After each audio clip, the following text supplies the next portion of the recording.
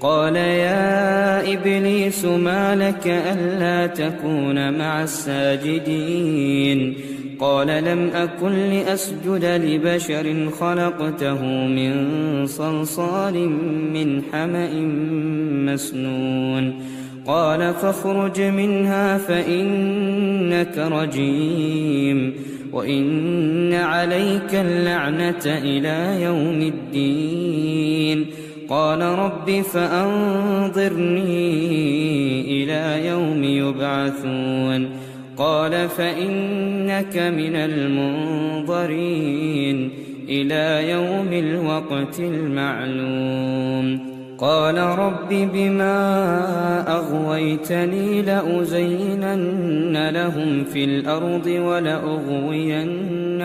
أجمعين إلا عبادك منهم المخلصين.